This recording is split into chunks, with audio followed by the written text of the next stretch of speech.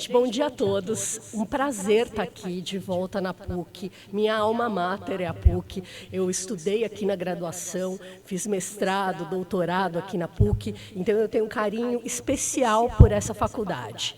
E é mais ainda emocionante estar aqui com o meu primeiro amigo da faculdade, que eu conheço desde o primeiro dia do primeiro dia de aula do primeiro ano, que é o Rodrigo Brunelli Machado, que é meu amigo querido e continuou meu amigo depois desses 30 anos, desde que a gente se formou.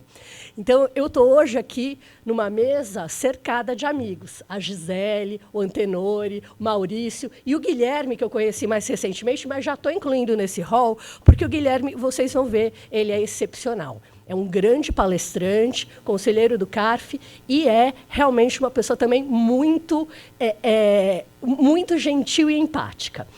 Então, eu estou aqui hoje e quero muito agradecer à BDF pela organização. São mais de 550 inscritos para esse evento. Esse evento é grandioso. O Aconcarf, que trouxe aqui os palestrantes. Então, esse evento realmente ele é fora da curva. É muito raro ter um evento com 550 inscritos e tantos palestrantes que não seja um congresso. Então, a BDF, Daniele Brigagão, Gustavo, Betina, presidente da BDF, agradeço a todos vocês pelo trabalho que vocês tiveram, um evento gratuito, né? E cumprimento também a Ana Cláudia Borges de Oliveira, presidente da Aconcarf, que também trabalhou bastante para botar tudo isso em pé.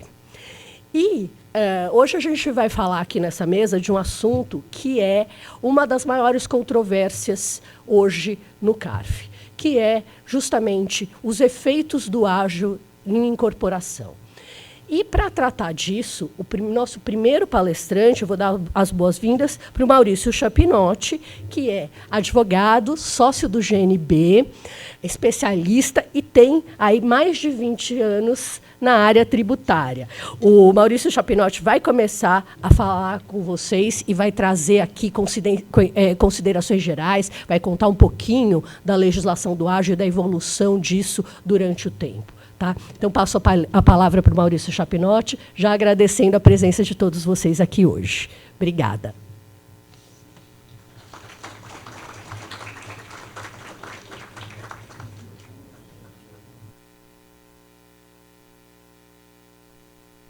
Assim? Agora sim. Bom dia e já peço desculpas pela voz, eu estou com uma garganta ruim, então a voz está um pouco sexy sem ser vulgar, mas eu acho que todo mundo vai conseguir escutar bem.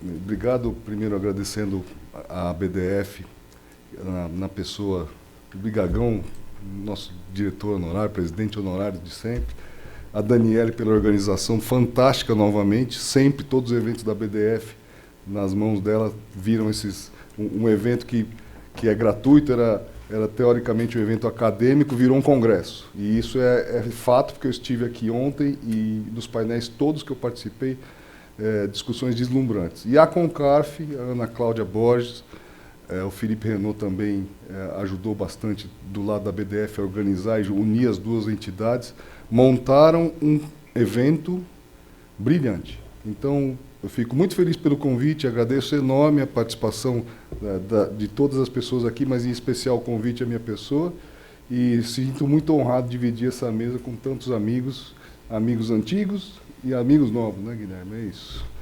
Muito bem, eu tenho uma apresentaçãozinha rápida, se puderem colocar na tela, para falar de um tema que não é tão simples, né? O passador acho que está com você, Ale. Isso, eu acho que é esse aqui. Um tema que não é tão simples, é um tema antigo e é um tema recorrente. E a gente está falando de CARF, no CARF especificamente é um tema que traz muita atenção.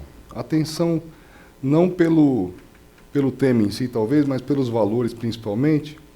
E ontem nós tivemos, numa das mesas, um debate muito caloroso sobre o papel do CARF no futuro. A gente vai ter a última mesa falando disso em relação à reforma tributária. E, para começar, a gente tem que pensar como... Perdão.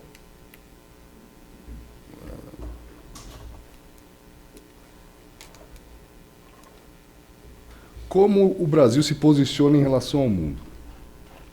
O Brasil é um país com uma carga alta tributária, 34% do PIB. Ah, mas é a média da OCDE. É alta, é alta. O Brasil é um país que tem alto custo de compliance, é o maior custo de compliance. Eu não estou falando nenhuma novidade, todo mundo sabe.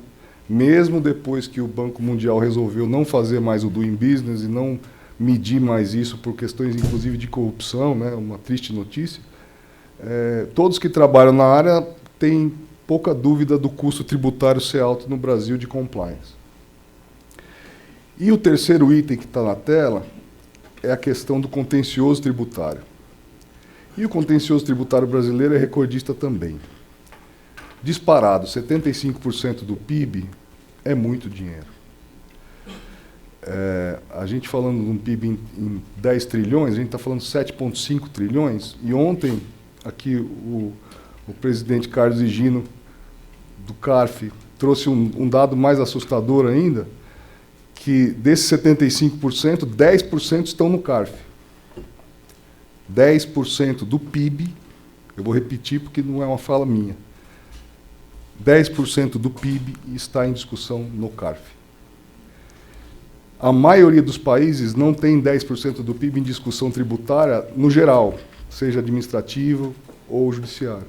O número médio é em torno de 2, 3, de acordo com os dados da OCDE e outras entidades. E a gente está em 75. Então, o CARF é fundamental. Um órgão centenário. Tivemos aqui ontem também uma discussão sobre a data precisa do aniversário do CARF. Foi bem divertido entender a certidão de nascimento ou o fato do nascituro por si só. Lembrei muito aqui dessa instituição, porque quando eu fiz a minha primeira pós-graduação aqui no COGEAI, a aula final, a cerimônia de entrega do diploma, estava com o professor Roque Carrasa e o professor Paulo de Barros. O professor Paulo de Barros fez toda a explanação dele sobre a teoria dele, e o professor Roque emendou, falou que tinha dificuldade em entender porque ele não entendia como um defunto no chão não estava morto se não tivesse certidão de óbito. E a gente teve essa mesma discussão ontem aqui, porque o CARF foi criado em setembro de 1924 por um decreto, mas só passou a atuar efetivamente em 25. Então temos um órgão centenário que ninguém sabe se é em 2024 ou 25. Independente disso, o contencioso tributário do Brasil passa pelo CARF. E é por isso que estamos aqui. Nós temos um problema social, problema econômico, e nós que atuamos na área podemos ajudar a resolver esse problema. E dentre todos os assuntos que estão em discussão no CARF, se destaca principalmente pelos valores envolvidos, os casos de ágio. E é isso que a gente vai falar aqui hoje. Tá? Eu vou tentar ser breve e ficar nos meus 15 minutos. O que é ágio? Ágio é a remuneração do agiota. Não é isso? Não é bem isso. Né? O termo vem do grego, depois passou pelo latim, e a gente usa aqui para, erroneamente, hoje em dia, do ponto de vista técnico estrito, né, para distinguir uma parte do custo de aquisição, que é o que está na tela aqui, a divisão do que é o valor de PL, o valor dos ativos, e o que sobra seria o ágio. E aí também me lembra as operações diversas que a gente participa atuando como advogado nas negociações de M&A, de compras e vendas de empresa.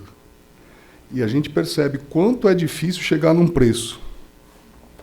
Na vida real, é praticamente impossível a gente ter uma operação que não tenha um valor acima ou abaixo dessa conta aqui de PL e valor de ativos ajustado. Discute-se o múltiplo, discute-se o mercado, contratos e muitas coisas, e tem um intangível envolvido nisso. O intangível, às vezes, é alguma coisa que você não consegue quantificar, né? E não é um intangível do conceito técnico estrito da parte contábil, né? Porque isso também, muitas vezes, é difícil de quantificar. Mas o intangível é a parte da negociação mesmo. Às vezes você está com uma situação com duas empresas, uma vendendo e outra comprando, e as pessoas das empresas, as pessoas representando as empresas, não fazem um bom trabalho na negociação. E isso encarece encarece a operação e às vezes dificulta e impossibilita a operação. Então, o ágil é uma coisa difícil de quantificar mesmo, é uma coisa na vida prática, é difícil quantificar o ágil. Além disso, a gente tem uma dificuldade natural do conceito do ágil. O Brasil evoluiu, como a Alessandra me pediu aqui, o Brasil evoluiu e eu tenho que fazer uma digressão aqui. Há exatos 20 anos eu estava numa situação estranha. Eu tinha terminado meu mestrado lá em Leiden, um ano depois do Rodrigo, inclusive, só para dizer que ele é mais velho, né? Então, um ano depois do Rodrigo, eu estava lá, tinha terminado meu mestrado em Leiden e comecei um estágio no Loyens & Loeff. E eles me pediram para falar de temas relevantes do tributários brasileiros e um dos sócios pediu para falar de ágil. Exatos 20 anos, agosto de 2004. E nessa palestra eu trouxe um monte de apresentação, estruturas, discussões, a jurisprudência do CARF até aquele momento e tal. E eu percebi que a plateia não tinha nenhuma conexão com o tema. E aí eu tive curiosidade de perguntar, como é que funciona isso aqui na Holanda? Vocês não têm esse problema aqui? Porque a variação de preço de uma aquisição, ela acontece naturalmente.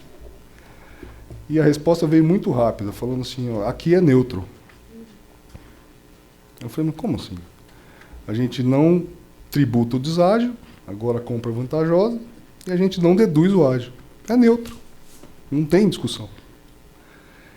E eu, há 20 anos, guardo essa informação na minha cabeça. Nós poderíamos estar aqui falando de outro tema, que não fosse ágil. Se nossa legislação tivesse escolhido tratar o ágil e a compra vantajosa, o goodwill e a compra vantajosa, de forma diferente. A legislação aplicável hoje em dia, o artigo 20 do Decreto 1598, traz justamente esse desdobramento do que é mais-valia de ativos, o que é valor de PL e o que é o goodwill. Goodwill, basicamente, é a parte que não se consegue mensurar exatamente por que alguém está pagando aquele valor a mais ou a menos, né, que a gente pode lembrar que pode ter um deságio numa aquisição. É justamente isso que nos leva a essa discussão. Nossa legislação escolheu tratar o goodwill como amortizável e tributar o deságio, a compra vantajosa. Se nós tivéssemos escolhido uma neutralidade lá atrás, ou agora na alteração da 12973, a gente diminuiria substancialmente os 10% do PIB que a gente tem no CARF. Então fica aqui a sugestão e uma provocação para os colegas para a gente discutir. Já vi a plaquinha ali. E aí, algum tempo atrás eu estava numa operação e um cliente estrangeiro me perguntou qual que era a nossa opinião se fosse pedido, solicitado a emitir uma legal opinion sobre uma operação de ágio. E ele queria um should opinion. E, para quem não convive no meio, should opinion é que você tem quase certeza que você vai ganhar uma disputa. E a gente não consegue dar um should opinion, com raras exceções, numa operação de ágio. E a gente discutiu um outro nível, que seria o more likely than not. E aí o more likely than not, ou mais provável que, do ponto de vista contábil e fiscal, é que você tem mais chances de ganhar do que perder. 50% mais alguma coisa. E aí ele voltou para mim e falou assim, mas você tem um estudo sobre isso que mostra essa posição? Você tem um percentual? Da onde você tirou esse percentual? E eu fiquei numa situação ruim, porque eu tinha algumas informações, mas não tinha essa informação completa e fática. E desde então, 2010, eu peço para o pessoal da equipe, todo mundo que trabalha comigo, a ficar monitorando as operações de ágio. A gente fez isso aí, esse é o estudo independente que a gente vem trabalhando desde 2010. Então, o que nós fizemos nesse estudo? O período de 2010 para cá, tratando de amortização de ágio, nós achamos 793 casos, 104 casos judiciais e 897 casos no total. Tudo bem. Os 793 administrativos é o nosso foco aqui, mas notem que nós temos mais de 100 casos judiciais já envolvendo o ágio, de 2010 para cá. Só decisões, tá? Muito bem. Pois não?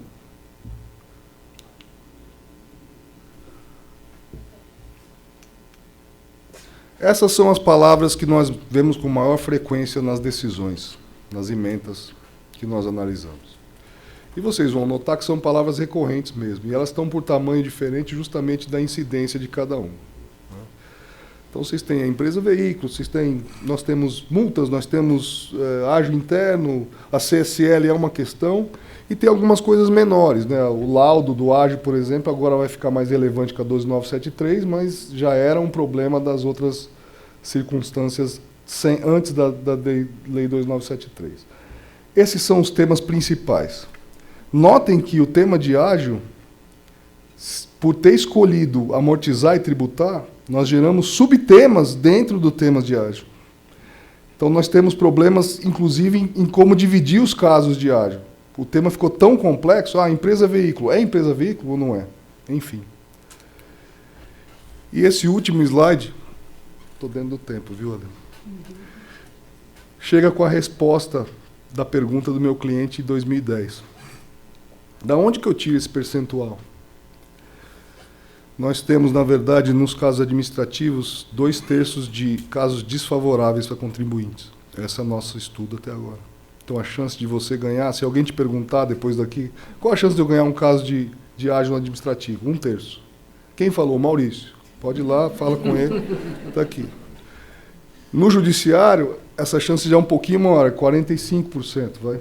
Notem que tem um caso ali também, a gente desdobrou, estou pegando a parte boa, né?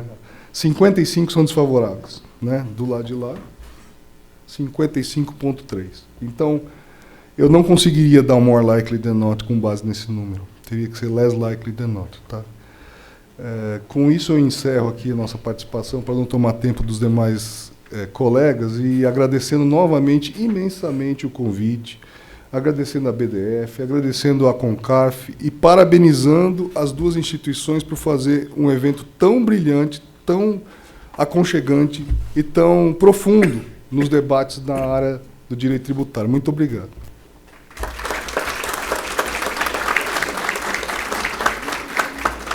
Maurício, obrigada pelas considerações. Realmente é dificílimo estimar, e esse seu trabalho de pesquisa desde 2010, ele consegue trazer critérios objetivos para a gente avaliar chances de perda ou de êxito de processo administrativo envolvendo ágio, né? Então, é um estudo realmente, você está de parabéns.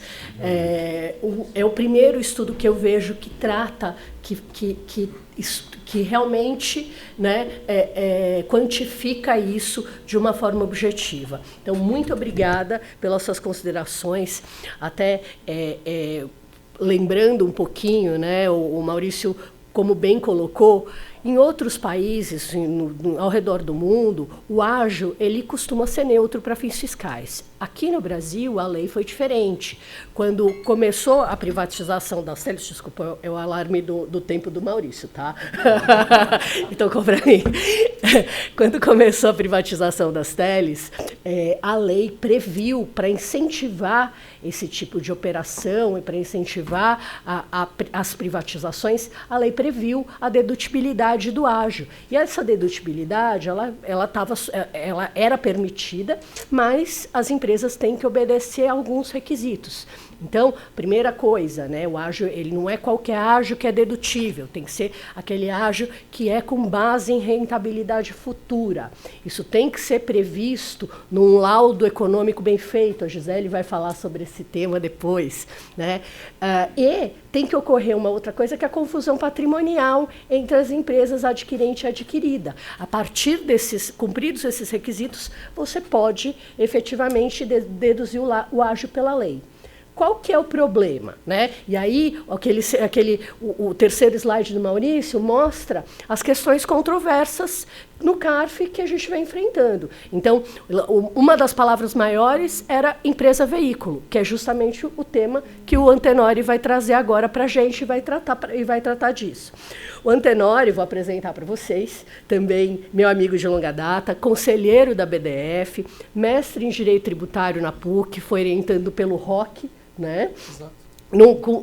Tem um livro que trata sobre valoração aduaneira, que o Heleno Torres fez o prefácio. É um livro muito bom, um dos poucos livros sobre valoração aduaneira que a gente tem no mercado, e é sócio do Mundo de Advogados. Então, eu vou deixar a palavra agora para o Tato, que vai tratar agora de empresa veículo, de real adquirente e da confusão patrimonial, que são temas recorrentes do CARF, e ele vai explicar como a jurisprudência tem se comportado em relação a isso. Muito obrigada. Opa, obrigado, Alessandra. Acho que está funcionando aqui o microfone. Primeiramente, bom dia a todos os presentes. Bom dia, Alessandra, presidente da nossa mesa, aos novos colegas palestrantes, Gisele Bossa, Rodrigo Brunelli, Dr. Guilherme Adolfo, Maurício Chapinotti. É um prazer participar dessa mesa com vocês. Eu gostaria de iniciar minha fala parabenizando a BDF pela realização desse evento, o Aconcarf Itinerante São Paulo, na pessoa da sua presidente, a professora Betina, Gustavo Brigagão, aqui presente. Também agradecer e parabenizar o pessoal da organização toda, Gustavo incluído, a Dani, a Yandara. Agradecer pelo convite feito para que eu viesse palestrar aqui hoje, aqui pelo Felipe Renault, a Ana Carolina Manguiló, que estava aqui na apresentação anterior. Enfim, então, parabenizar a BDF e agradecer pelo convite. O tema que eu vou abordar hoje, ele é um pedacinho do tema de ágio, que já foi introduzido pelo Chapinotti, né? Como ele colocou na apresentação dele, existem várias discussões com relação ao ágio. Eu poderia, de uma outra forma, tentar explicar para vocês o que seria o ágil. Com relação a esse tema, gente, eu vejo que tem vários craques aqui na plateia aqui, que, sobre essa matéria de ágil. Eu vou acabar chovendo no molhado, para quem já conhece, claro. Mas como a gente tem aqui universitários, temos aqui doutos aqui do direito penal, inclusive, e outras pessoas que talvez não estejam tão familiarizadas com o tema, minha palestra é uma palestra mais introdutória, para colocar todo mundo mais ou menos na mesma página, e aí depois vem as discussões interessantes. Mesmo quer saber como é que anda a jurisprudência, a gente vai saber das discussões aqui e da jurisprudência com o Rodrigo, com a Gisele, e queremos ouvir a opinião do CARF aqui, do Dr. Guilherme Adolfo. Mas esse aqui é o ponto alto. A minha parte, então, o que cabe, dentro das várias discussões de ágio que a gente tem a questão de ágio interno, como foi falado pelo Chapinotti, ágio na incorporação de ações. A gente tem ágio numa série de situações societárias, e eu vou falar da questão da empresa veículo. Voltando ao tema de como é que a gente pode tentar simplificar o que é ágio, pensando no que o Chapinotti falou, né? O ágio ele foi uma opção do legislador brasileiro de permitir que ele fosse tratado como uma despesa dedutível para fins fiscais, para fins de apuração do IRPJ e da CSL, desde que atendidos determinados requisitos.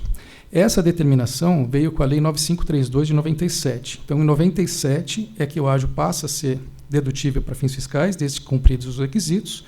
E, depois que a gente teve algumas alterações na legislação societária, com a introdução aí o alinhamento com as normas de IFRS, a gente teve uma mudança na legislação do ágio, que foi feita pela Lei 12973. Então, no passado, a gente explicava muito facilmente o ágio, até na minha perspectiva, que seria o sobrepreço que era pago em relação ao valor patrimonial da empresa adquirida. Então, imaginem que eu tenho uma empresa A que adquiriu uma outra empresa B, e o valor patrimonial de PL, de patrimônio líquido da empresa B, era, por exemplo, de 200 mil. Se a empresa A pagou 1 milhão pela aquisição desse investimento, o ágio seria a diferença entre o valor patrimonial, 200 mil, e aquele 1 milhão pago. Logo, o ágio seria de 800. Isso na Lei 9532. Com a Lei 12973, a gente tem que desdobrar o custo de aquisição em 3 elementos, não mais em 2. Então, a gente continua tendo que desdobrar para o adquirente após a aquisição o custo de aquisição do investimento entre valor de PL da adquirida, a gente tem uma outra categoria que é a mais-valia de ativos, pode ser menos-valia de ativos, que é a diferença entre o valor que está contabilizado dos ativos da empresa adquirida em comparação com o valor justo daqueles ativos, e se sobrar um valor ainda de aquisição do que eu paguei depois de feita essa avaliação, então a gente tem o tal do ágio, que na Lei 12973 é chamado de goodwill, e é sempre justificado pela rentabilidade futura do investimento adquirido. Com isso, então, eu vou comentar, já falei um pouquinho do ágio sobre o tema que a gente está tratando, e eu vou falar então do planejamento, da estrutura, vamos dizer assim, da empresa veículo. Eu não vi quando é que eu comecei para controlar esse tempo aí. Quando eu comecei? Bom, a gente vai falando. Daqui a pouco vem a placa dos 5 minutos. Então, o que acontece? Aí, como é que passa para o próximo aqui? O que eu... Para frente. Tá bom. Agora apareceu. Então, vamos lá. Estrutura de aproveitamento de ágio com utilização de empresa-veículo. Como é que ela se dá? É uma estrutura bastante simples e que está em total conformidade com a lei. Tá? A gente tem uma situação inicial que vocês verificam ali, uma empresa A.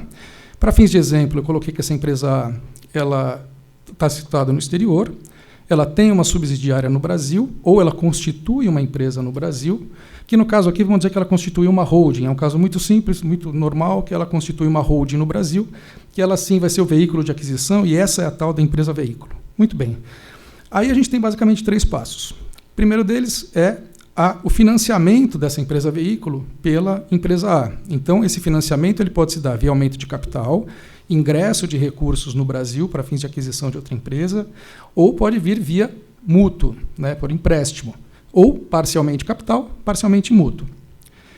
Uma vez feito o financiamento da empresa-veículo, ela vai fazer a aquisição de ações, passo 2, então ela entrega dinheiro ao vendedor, que é a empresa B, em troca, né, das ações adquiridas da empresa-alvo, que é a Target.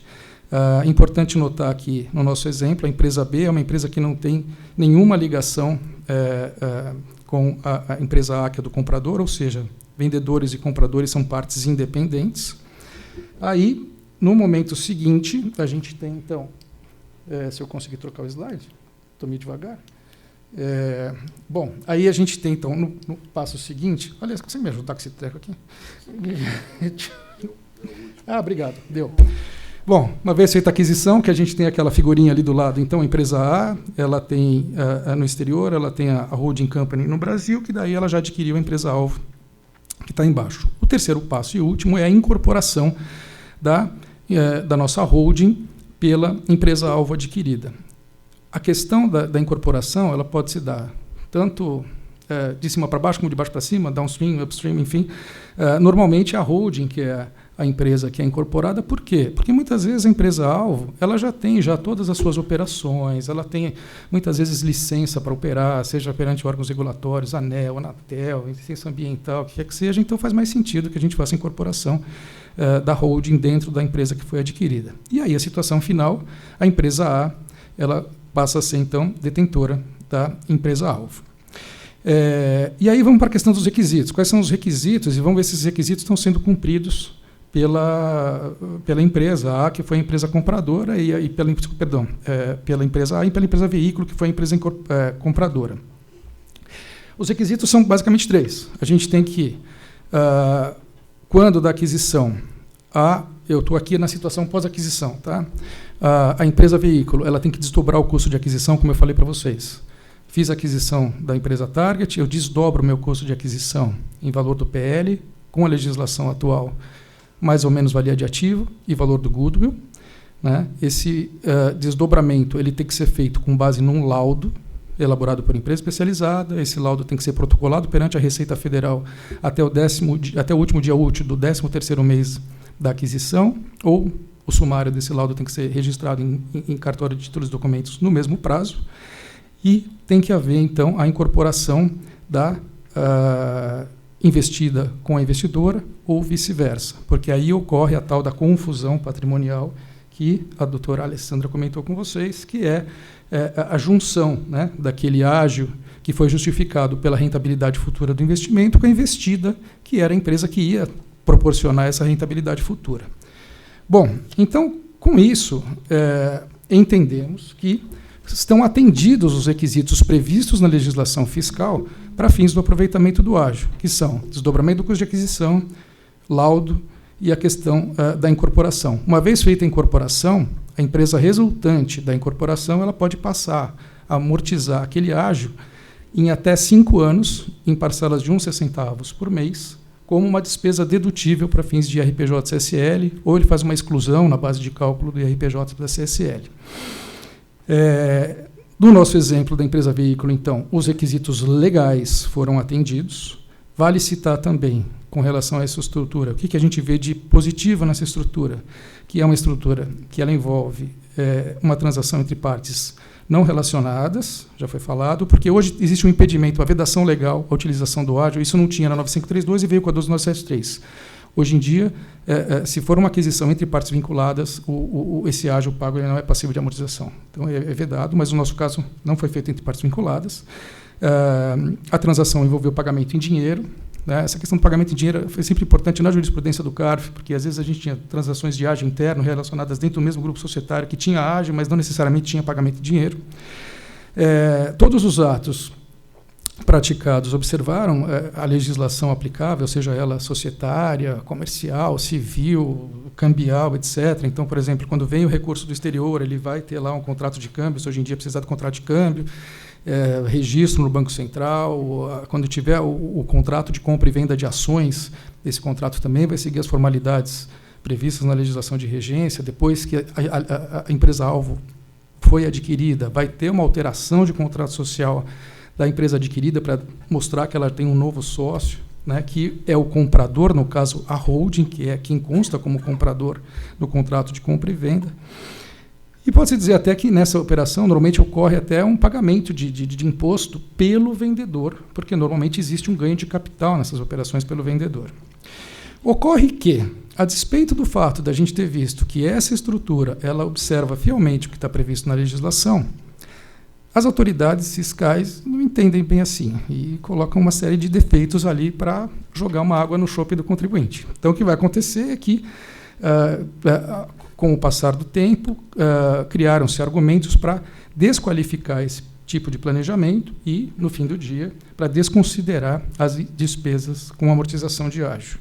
Quais são os argumentos normalmente utilizados pela fiscalização para desconsiderar a despesa com amortização de ágio? É óbvio que vocês não estão vendo, porque eu estou tendo dificuldades aqui até agora, mas uma hora eu consegui. Então, tá. Os argumentos normalmente utilizados para, então, desqualificar então, essa dedutibilidade da despesa com amortização de ágio. Que o comprador, no nosso caso, que era a holding, ela era uma mera empresa veículo para fins de aquisição, cujo objetivo dela era simplesmente viabilizar o aproveitamento do ágio.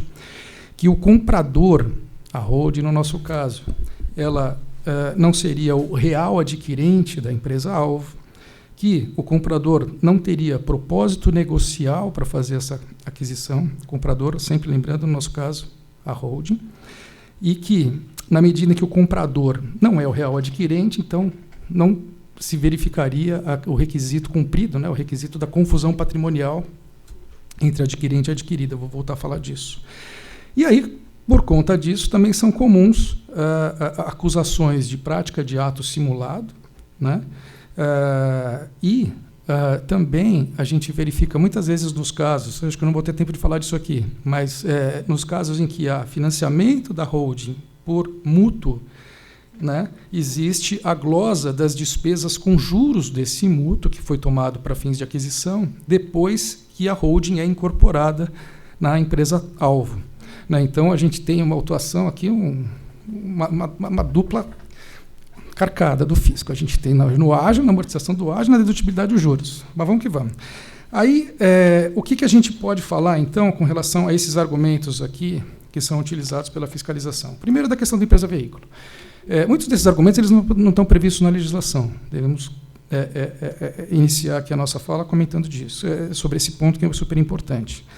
A empresa-veículo, ela não tem uma definição na legislação, mas ela tem algumas características que elas vêm sendo construídas pela jurisprudência e tem, então, a empresa-veículo teria algumas características, quais sejam, né? Ela seria uma empresa constituída por uma outra empresa que talvez fosse a empresa que forneceu os recursos para a aquisição. Ela deveria ter vida efêmera.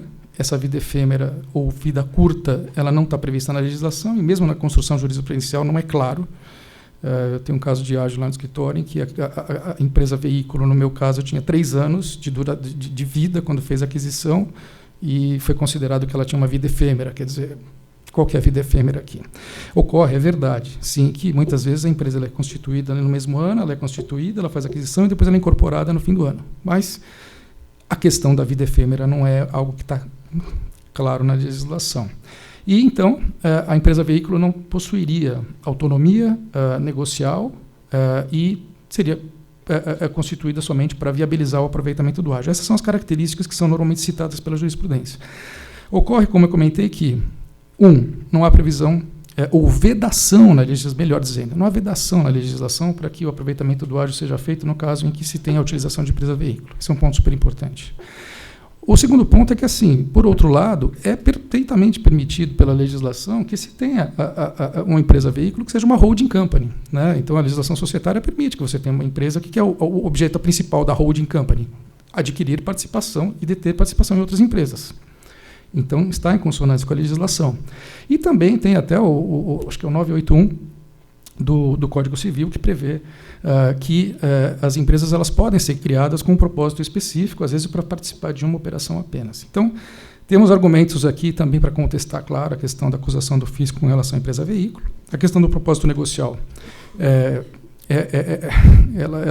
ela tem a sua origem até no direito alienígena, podemos dizer, mas a gente não tem aqui no Brasil uma legislação sobre propósito negocial, muito menos a necessidade de haver um propósito negocial como requisito para fins de aproveitamento do ágio para fins fiscais.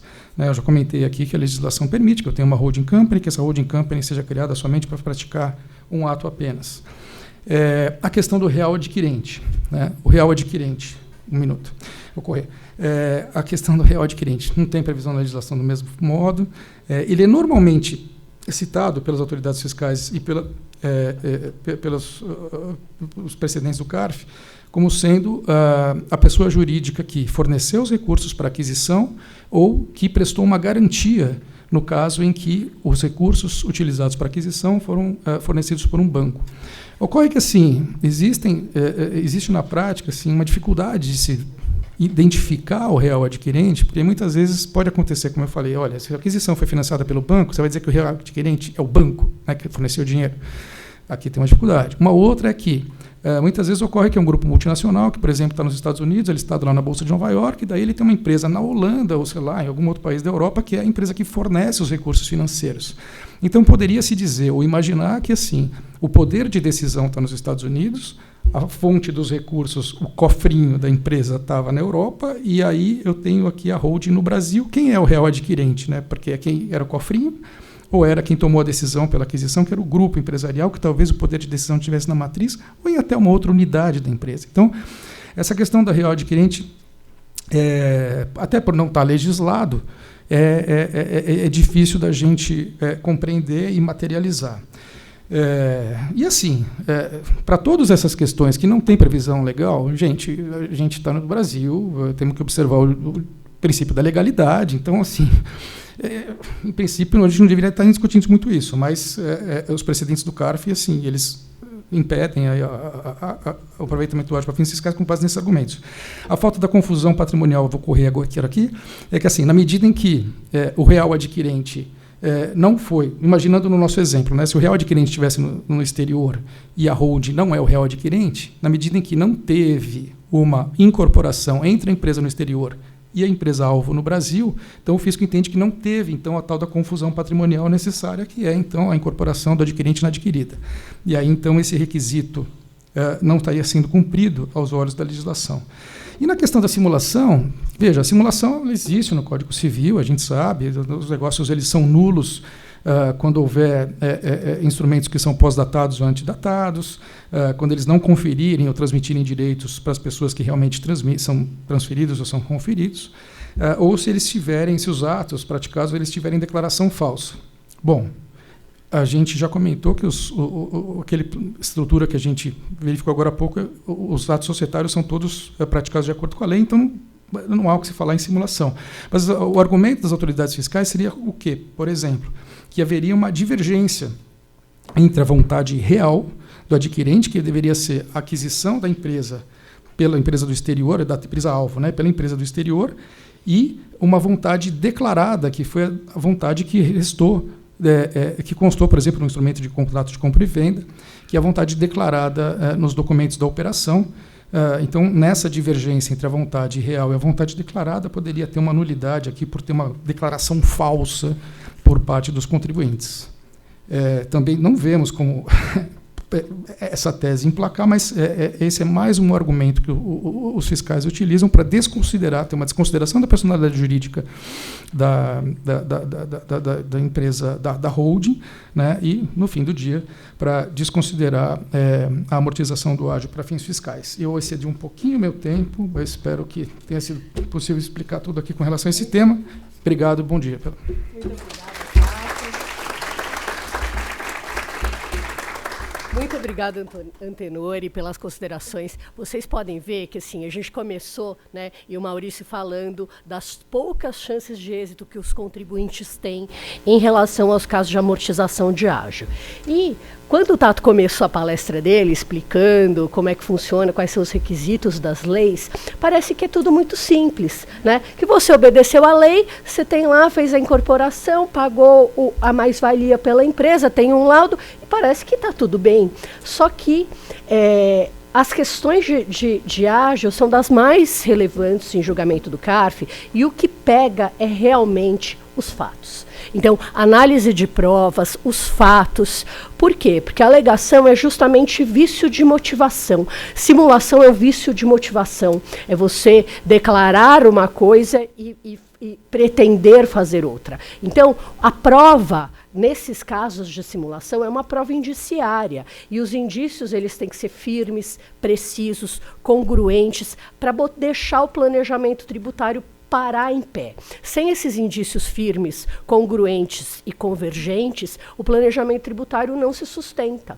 E as discussões que a gente vê, elas envolvem exatamente matéria fática. Então, a gente vai ver o que é a empresa veículo, qual que é o propósito dessa empresa veículo, quem é o real adquirente, se houve ou não pagamento, como que é um ágio interno, não é ágio interno. Então, são esses aspectos que são muito discutidos pela jurisprudência do CARF, e agora até para trazer um pouquinho da minha opinião em relação à empresa veículo, eu acho, e real adquirente, já trazendo esses dois temas, a empresa veículo, como o Tato falou, uma holding, existe previsão na legislação societária brasileira. É lícito você constituir uma empresa holding. E é justificável, muitas vezes, quando a gente tem um grupo internacional. Por quê? Se você tem uma empresa estrangeira que vai investir no Brasil, essa empresa estrangeira, ela necessariamente vai ter que constituir uma pessoa jurídica brasileira. Essa exigência está no Código Civil.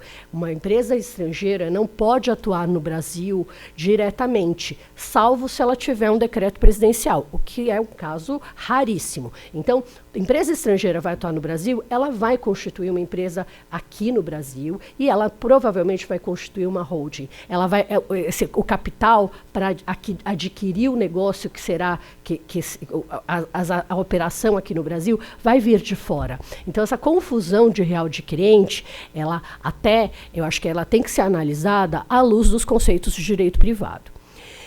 E, feitas essas considerações, eu vou passar a palavra ao meu querido amigo Rodrigo Brunelli Machado, que vai tratar de ágio interno e de empresa veículo. Mas antes disso, eu vou falar o currículo do Rodrigo. O Rodrigo, além de ser meu amigo, que é a melhor qualidade dele, ele é conselheiro da BDF, ele fez LLM em Leiden, é professor do ITC Leiden e do INSPER, e é diretor do IPT, Instituto de Pesquisas Tributárias.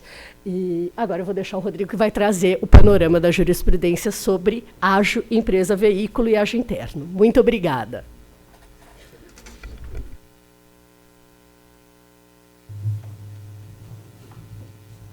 Pessoal, vou tomar liberdade de falar em pé, porque senão eu vou ficar virando para a apresentação, e eu tenho certeza que eu vou ser menos hábil com esse negócio do que os meus antecessores. Então, primeiro, bom dia a todos. Eu acho que, como já anteciparam, para mim é emocionante estar aqui hoje. Primeiro porque é a minha alma mater, e diferentemente da Lê, que é uma amiga de vida toda, eu não voltei à faculdade, eu fiz a minha carreira acadêmica em outras instituições. Até desafiei a Lê a lembrar a última vez que nós estivemos juntos nessa sala. Ela não lembrou, foi uma palestra do professor de Direito Constitucional da PUC, que todos devem conhecer, que é o Michel Temer. Ele teve outras funções públicas ao longo da carreira dele. E foi nessa sala que essa palestra. E a gente fica preocupado, né, quando alguém fala que é nosso amigo há 20 anos, quando alguém fala que é nosso calouro de Leiden há 20, e quando eu vejo um querido amigo com quem eu tive a honra de trabalhar por também quase 30 anos, né, Gustavo? Então, a gente vê o passar do tempo.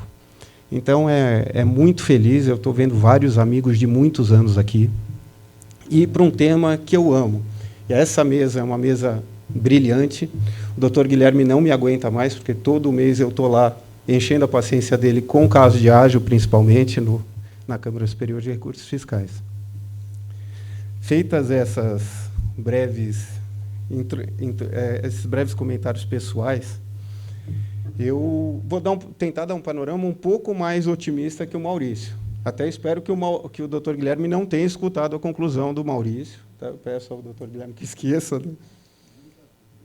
Que bom, eu espero que ele não tenha escutado. Vou esperar ele voltar para a minha conclusão. Mas, brincadeiras à parte, nós temos dois elementos muito importantes, até do porquê eu acho que a situação é um pouco mais favorável hoje do que o panorama estatístico que o Maurício mencionou, que é correto. A gente tem dois elementos mais recentes. O primeiro foi uma oscilação no processo do CARF, que é a exclusão do voto de qualidade, a inclusão do voto de qualidade, que isso mexeu significativamente com a jurisprudência do CARF em relação à ágio. E o outro ponto é a Lei 12.973. Esses casos que vão chegar ao CARF, no escritório nós temos muitos casos de ágio, nós só temos um caso que foi no ambiente da 12.973. E eu acho que a jurisprudência ela vai mudar muito e eu vou tentar explicar o porquê. Então, o que nós temos na linha do tempo do voto de qualidade? Nós temos, até 2020, o voto de qualidade, ou seja, o empate favorecia a Fazenda. Eu acho que eu vou até repetir o que eu falei agora, hein, que até... Doutor Guilherme, eu fiz um comentário direcionado ao senhor, falei que o senhor não me aguenta mais, porque todo mês eu estou lá enchendo a sua paciência nas sessões de julgamento, e disse que eu quero que o senhor se convença de que o cenário atual é muito mais otimista do que o Maurício comentou. Tá? Senão eu estou perdido nas próximas sessões. Maravilha, doutor Guilherme. Então, como eu dizia, a linha do tempo, nós tínhamos até 2020 o voto em favor do fisco. De 2020 a 2022, a vigência do artigo 19E, em que o empate favorecia o contribuinte. Depois nós tivemos um interregno curto, que era a vigência da MP 1160, que foi de janeiro de 23 até junho de 23, onde o empate voltou a favorecer o contribuinte, e aí, desde a Lei 14.689, nós temos a situação atual, que é o empate suscitando o voto de qualidade. Isso não significa, obviamente, que a decisão será desfavorável ao contribuinte, mas é uma probabilidade muito grande, porque, normalmente, os conselheiros indicados pela Fazenda tendem a ter uma visão mais conservadora de temas mais polêmicos. Aqui, eu vou falar muito rapidamente, porque já foi muito bem colocado, tanto pelo Maurício quanto pelo Antenori, são o que a gente chama de valas comuns do ágio. O ágio, no regime antigo, ele era disciplinado por 2 artigos. E todas essas teses nasceram das discussões jurisprudenciais.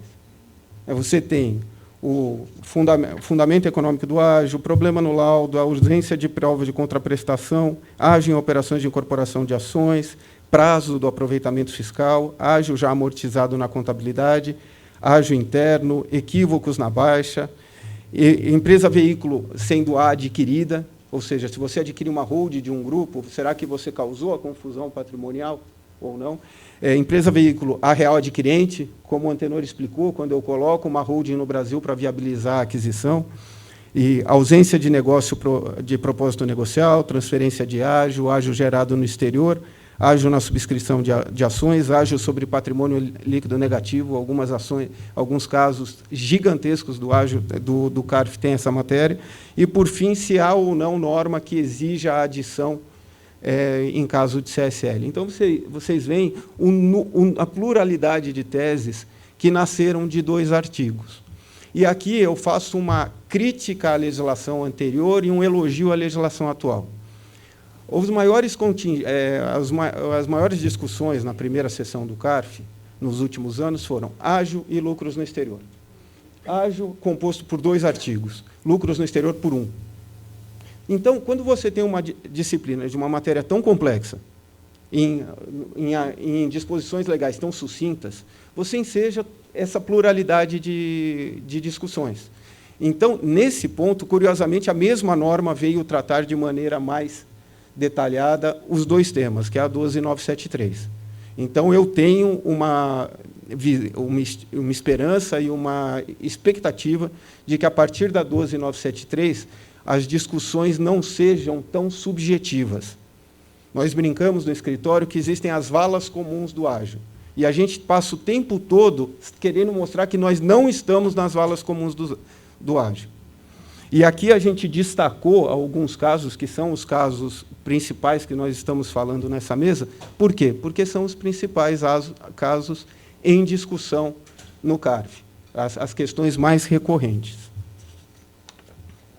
E aqui a gente começa a entrar na avaliação jurisprudencial, é um corte metodológico parecido com o que o Maurício fez, só que a gente procurou adequar uma jurimetria semelhante à linha do tempo que nós apresentamos.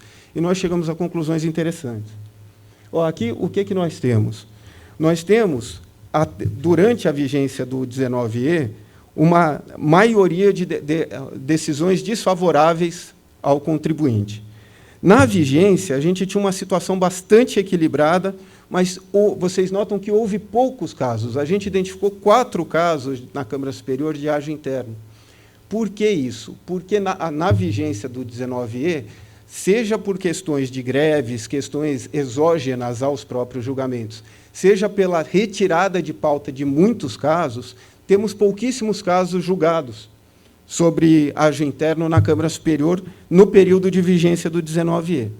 Por fim, quando a gente tem o retorno do voto de qualidade, a gente tem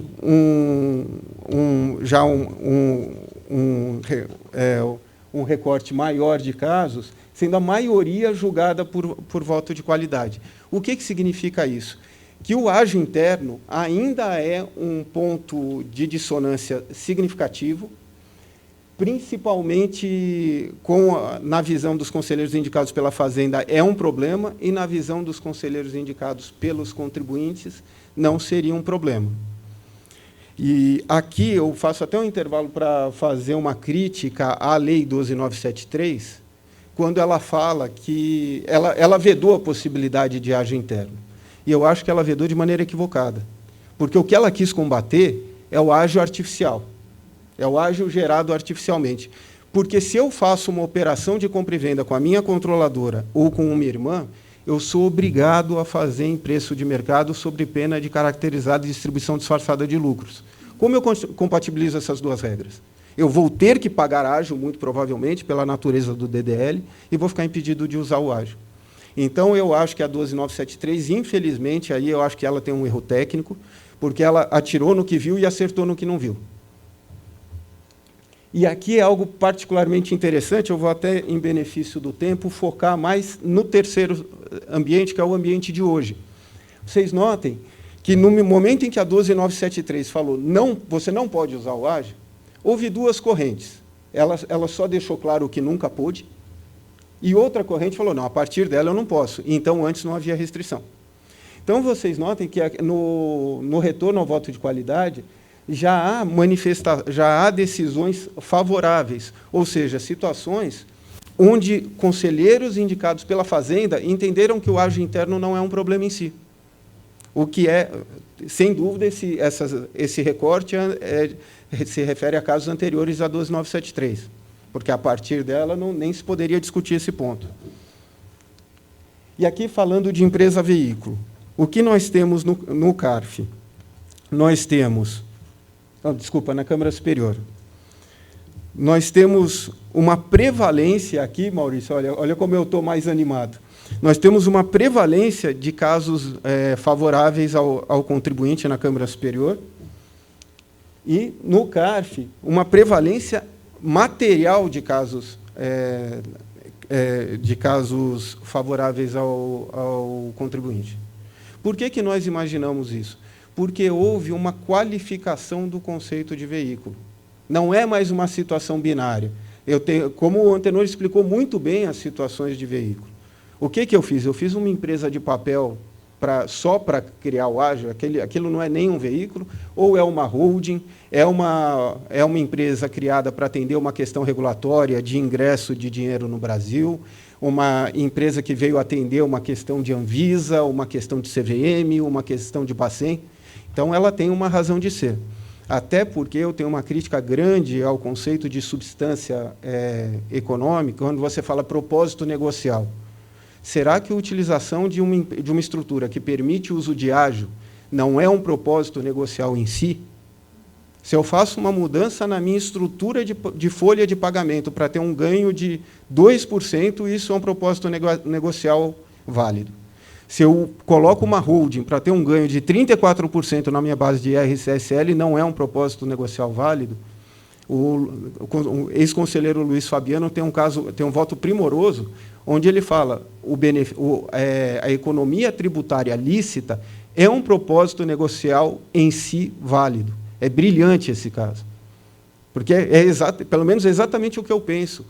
A economia tributária legítima, sem dúvida, ela não é só um propósito válido, ela é uma obrigação do administrador.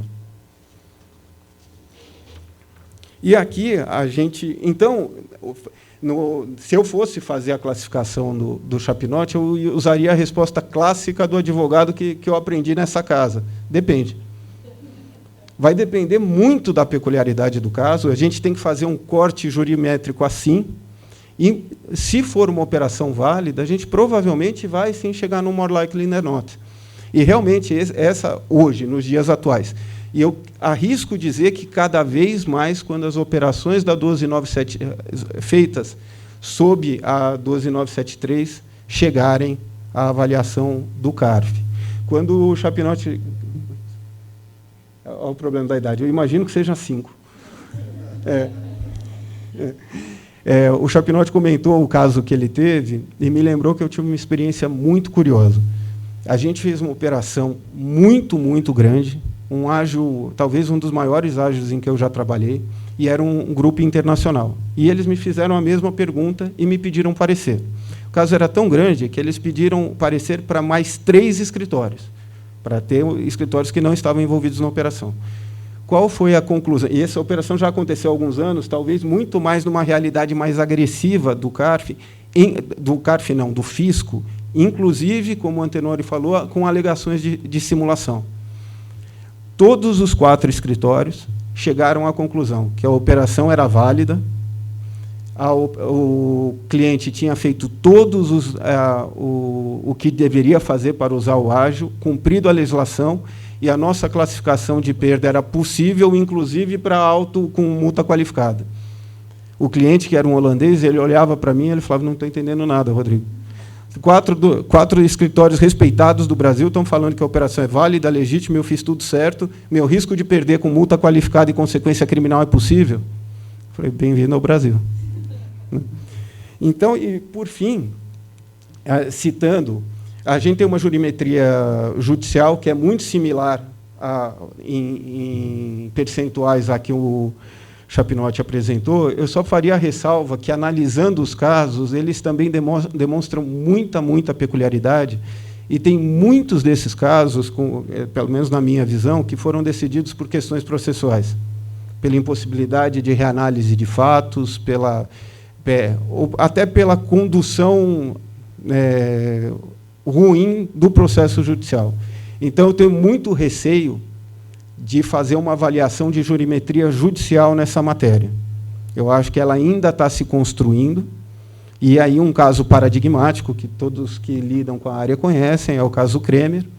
A Kremer foi uma operação em que ela se criou uma holding Cremipar para uma aquisição pelo Merrill Lynch, e depois houve uma abertura de capital. A holding foi incorporada pela operacional, que era a Kremer, e o ágio gerado nessa operação foi questionado pelo fisco. Esse caso foi derrotado na esfera administrativa, foi ao judicial, Nele, há discussão tanto de empresa-veículo como de ágio interno, porque o ágio foi criado na contribuição de CREME para CREME, foi sem multa qualificada, não houve perícia para questionar laudo, as decisões de primeira e segunda instância foram favoráveis, e o status atual no STJ também favorável, e foram negados os embargos de declaração favorável fazendário no STJ. Então, senhoras e senhores, a conclusão do que eu queria mostrar aqui é que a minha visão é um pouco mais otimista. Eu acho que, tanto em vários aspectos, a legislação é mais precisa, contribuintes e fisco aprenderam essa matéria. Hoje as discussões são muito mais ricas no âmbito do CARF, da Câmara Superior, são muito mais detalhadas, e a 12973 tende a criar um ambiente muito mais favorável a essas operações, naquilo que se pode fazer e aquilo que não se pode fazer. Resumo, era isso que eu queria compartilhar com vocês. Muito obrigado a todos.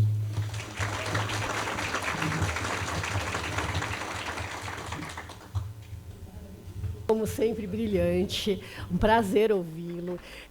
Concordo com você, acho que as questões fáticas são o cerne para a gente avaliar se a operação é válida ou não. Então, as provas, o contribuinte vai ter que se debruçar sobre isso e fazer, e esse planejamento tem que ser analisado de uma forma bastante minuciosa. Gostaria de agradecer a presença de todos vocês aqui, mas destacar duas mulheres que eu estou vendo aqui na plateia, a Raquel Novaes, maravilhosa, e a Adriana Gomes do Rego, secretária especial da Receita Federal. Então, estou honrada com a presença de todos vocês e gostaria de agradecer especificamente as duas aqui presentes. Muito obrigada. Feito isso, eu vou passar agora a palavra para Gisele Bossa, que foi conselheira do CARF durante muitos anos. A Gisele é doutoranda pela Universidade de Coimbra, é professora. A Gisele é sócia hoje do Demarest e é conselheira da BDF. A Gisele vai trazer aí as tendências pós-12973, vai tratar de aspectos fáticos. A Gisele é profunda conhecedora da matéria, está militante ali no CARF, está toda semana, né, Gi, no CARF ali, defendendo os contribuintes. Ela vai falar sobre diferenças de estrutura de capitalização, questões regulatórias, laudo, e eu tenho certeza que vai ser uma palestra brilhante. Muito obrigada, Gi.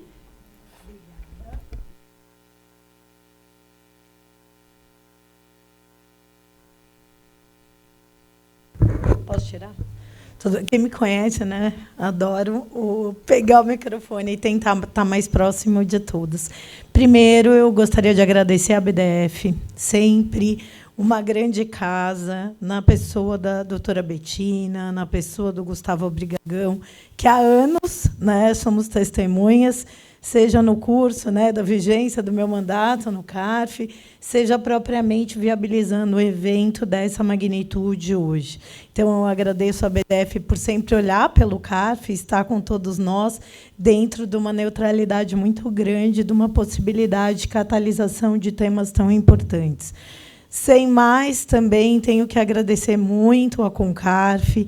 Ele vem se estruturando com muito cuidado, ele vem viabilizando na pessoa da Ana Cláudia e todos os demais membros que vêm conseguindo dar um destaque na importância que é o CARF propriamente enquanto órgão especializado. Eu nunca vou cansar, eu acho que todos que me ouvem sempre temos quase que um mantra.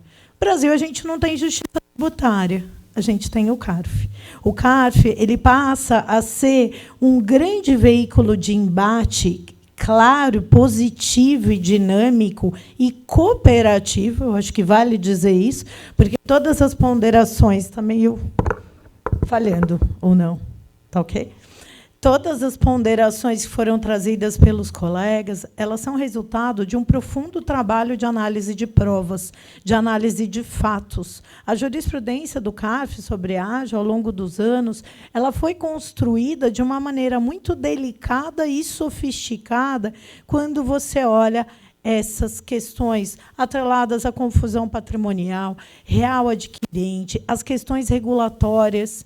Em que medida, quando estamos diante de uma operação, e ficou fácil minha vida após Antenori e pós-Rodrigo falar, porque eles trouxeram os gráficos, como dizer que a real adquirente, uma vez que eu tenho uma empresa veículo, é necessariamente a estrangeira? Porque, até hoje, nós assistimos uma série de termos de verificação fiscal, uma série de questionamentos, porque, num primeiro momento, parece que isso é meio ultrapassado, porque, afinal, a Alessandra já explicou que, para nacionalizar um investimento, ou eu capitalizo ou eu faço um mútuo. Nós temos essas duas grandes formas. Eu preciso constituir, se eu quero ampliar minha marca, o meu negócio em caráter nacional, regional e local no Brasil, eu vou ter que abrir uma empresa. Bom, veio o carimbo, empresa, veículo. Tá, um nome bonitinho, mas até aí, fato é que a gente está abrindo uma empresa, muitas das vezes, para nacionalizar uma marca relevante, para atuar num plano de saúde, pura e simplesmente, para atuar sobre uma perspectiva regulatória e securitária. Quantas vezes nós temos, no valor econômico, grandes M&As envolvendo questões de CAD, CVM, como muito bem o Rodrigo colocou, Anatel, ANS, agências reguladoras. Poxa, mas veio um capital estrangeiro, abriu-se uma empresa local brasileira, essa local brasileira com uma nova marca que ninguém conhece no Brasil, que não tem nenhuma capacidade operacional do Brasil, que não tem contato de fornecimento. Vamos imaginar uma empresa de software, por exemplo. Ela não tem a cadeia de fornecimento, ela tem que fazer uma transformação do negócio. Natural que ela vá adquirir uma empresa que já tem uma atuação em âmbito nacional. Puxa, mas como o dinheiro veio do exterior, ainda que o nome esteja nacionalizado, que a gente queira dar capilaridade a essa marca, por si só, empresa, veículo, carimbada. Vamos considerar, inclusive, uma operação artificial, abre a imputação de multa qualificada.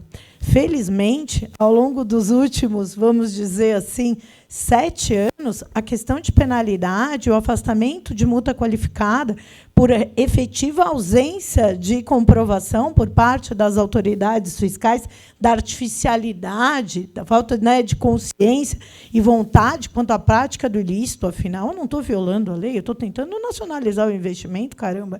Eu estou tentando dar capilaridade para a minha marca, eu estou tentando adquirir, e os senhores sabem, quando analisam os precedentes do CARF, não raramente você tem aquisição em sequência. A gente chama o ágio 1, o ágio 2, o ágio 3. E por que muitas vezes isso acontece?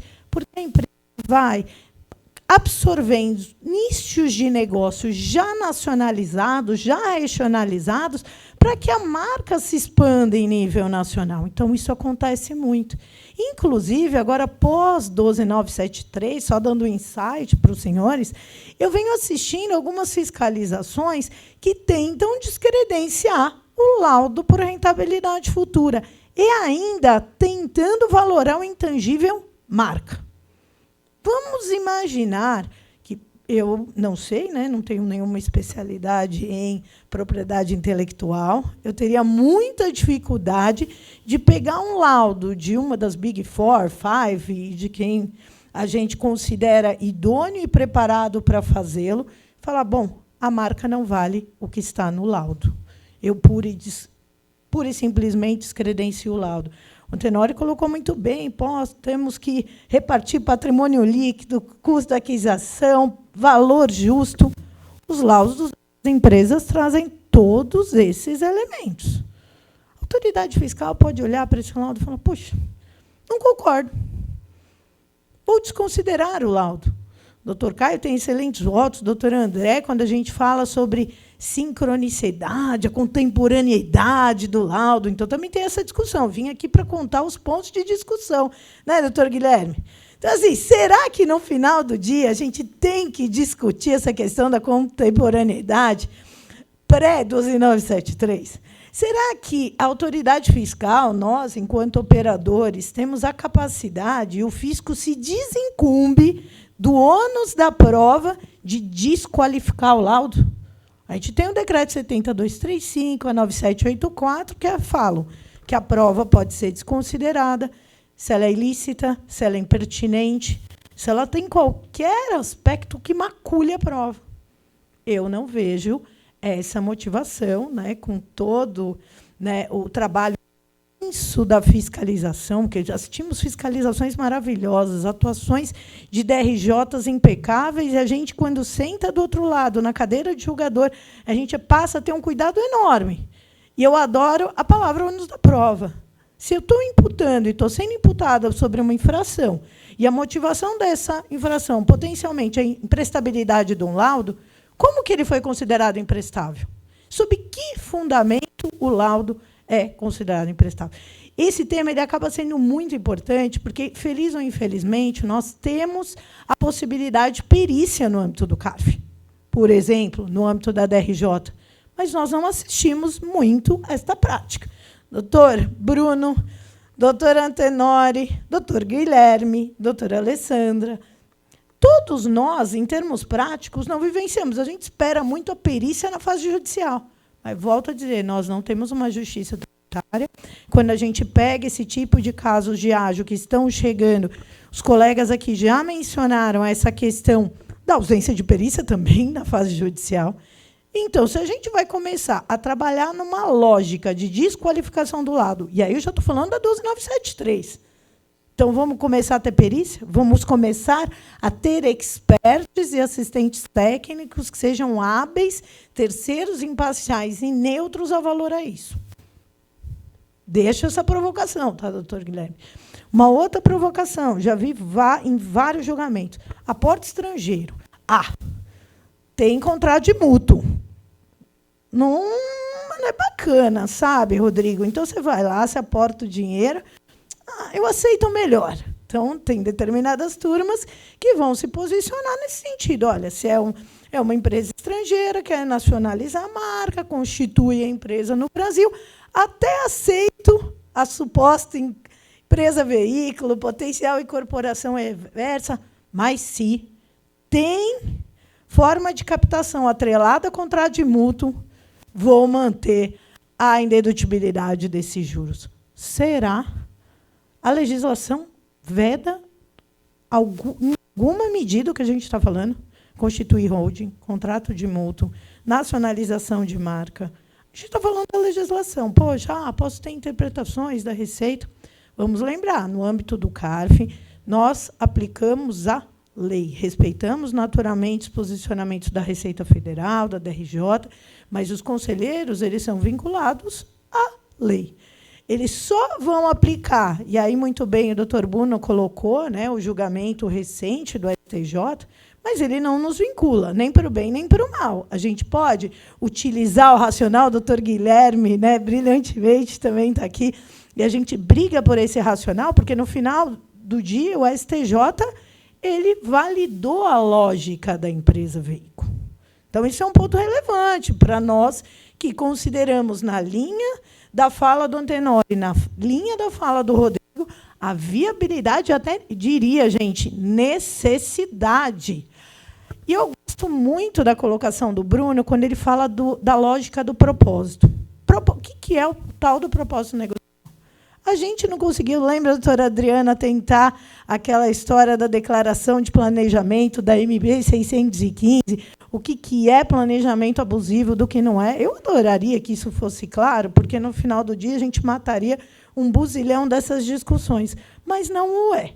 Então, a gente vai ter que construir o que é propósito. A economia tributária, pura e simplesmente, é um propósito? Até considero que sim, doutor Bruno, porque o que a lei não me proíbe, eu não posso ali vetá-lo. Mas, quando eu peguei, na maioria dos casos de ágio, realmente tinha uma lógica negocial muito forte, uma lógica operacional muito forte, uma dinâmica regulatória por trás. Poxa, será que isso não é propósito suficiente para justificar a operação, a nacionalização de uma marca e a rastreabilidade da operação? Como que o contribuinte atendeu à fiscalização? O contribuinte foi cooperativo ou não foi cooperativo? como que no curso do processo as provas foram trazidas e concatenadas, os laudos justificados. Eu tenho uma rastreabilidade documental suficiente para defender as questões fáticas. Ontem eu vi a doutora Ana Carolina, no painel de admissibilidade de recurso, até a doutora Edeli, eles colocaram, puxa, quando você faz uma impugnação, você já tem que pensar nos elementos fáticos quando chegar lá na frente para questionar. E por quê? Para que a gente consiga trabalhar com um paradigma correto em cima daquilo que nós temos. Há uma venda alavancada, um IPO, elementos regulatórios, tudo isso acabam sendo pontos de inflexão de ordem prática para que você ganhe o caso, para que você convença a autoridade fiscal e a autoridade julgadora de que a coisa funciona. Então, aqui eu fiz uma brincadeirinha justamente trazendo acórdãos favoráveis, e aí eu sou otimista na linha do doutor Rodrigo, que cada vez mais o CARF vem se sensibilizando sobre esses aspectos e tem um cuidado significativo com isso. Então, eu também sou uma defensora, não só enquanto ex-conselheira, mas porque eu vejo os colegas que se mantiveram, a nova geração de conselheiros, com uma preocupação grande com relação a isso, de olhar para o passado, de olhar para esses desafios e falar, poxa, quais desafios fazem ou não sentido? Quais brigas eu quero ter? Será que a questão do real adquirente, só porque eu tenho uma... Só porque, e eu digo só porque mesmo, eu tenho a nacionalização do investimento por um aporte de capital estrangeiro? Acabou a minha operação. Ágil e legítimo. Não funciona assim. Ao mesmo tempo, quando a gente olha toda essa questão da confusão patrimonial, né, também é outro ponto. Puxa, em que medida a gente consegue mensurar, em termos práticos, a confusão patrimonial? Fica muito mais fácil sob uma perspectiva regulatória. Vamos imaginar que você tem uma unidade de negócio que tem, e esse caso também é famoso, é público, já publicou, um nicho de seguros. Então, é uma seguradora que só cuida de seguro de vida. E a outra que tem seguro de vida, seguro de carro, seguro um monte de coisa. Eu não posso separar um negócio de seguro de carro para esse negócio conseguir ser adquirido livremente dos outros nichos de negócio e, em certa medida, ter reconhecido esse propósito negocial, ter reconhecido esse ágio por detrás do ZEP-CAD, sob pena de quebra concorrencial, gente. É disso que estamos falando, né? Em que medida o fisco ele pode motivar ou desconsiderar atos sem reconhecer a lógica da própria administração pública em termos regulatórios. Então, por isso que eu falo, penalidades, felizmente, já melhoramos muito quanto a isso, eu acho que é uma evolução positiva. Ontem, o Moisés também trouxe alguns aspectos interpretativos do parecer. Esses aspectos nós vamos contrariar e combater algumas coisas. O doutor Caio também escreveu um artigo super interessante. Quem me conhece sabe que eu sou bem combativa com relação a isso.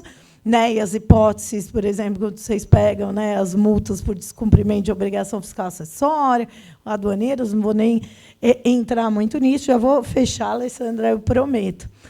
E o recado que eu quero deixar nesse slide, além desses pontos de inflexão, estão todos aqui, eu já falei, é só uma materialização dos highlights, mas como vamos trabalhar a prova? Pode a autoridade fiscal simplesmente descredenciar laudos? Então, eu acho que... E por que eu me baseei muito nessa perspectiva particular do laudo? Porque eu já venho assistindo, volto a repetir, no âmbito da 12973, uma tentativa de descredenciar o laudo. A gente já tem uma série de julgados, seja falando sobre a sincronicidade do seja propriamente tentando desqualificar os números, patrimônio líquido, custo de aquisição, a própria lógica dos earnouts negociáveis. Isso também é um ponto que acaba sendo delicado, às vezes, contra o contribuinte, mas é a lógica negocial das operações de M&A. Então, assim, salta aos olhos também sobre essa perspectiva. E volto a dizer, baseiem-se no decreto 70235, baseiem-se na 9784, baseiem-se na lógica do ônus da prova. Se é do fisco, a prova é impertinente, é necessária, é ilícita, para ela ser pura e simplesmente desconsiderada e tratada como imprestável. E essa lógica vale para toda e qualquer dedutibilidade. Quando a gente fala para juros, glosa de despesas, né, doutor Guilherme? Que aí a gente vê uma loucura em glosas de despesas. Né? Parece temas simples, mas são super complicados. Por quê? Porque falta prova. E aqui, então, fica a lógica do ágil também com esse manto de tragam a operação, tragam os elementos fáticos, tragam as provas sobre essas perspectivas que os senhores, e estou dando esses highlights que pegam na prática, e, com certeza, vocês vão ter aí um atendimento pleno, neutro, adequado no âmbito do CARF e hábil a sensibilizar a operação propriamente dita da qual os senhores estão trabalhando. Obrigada, gente.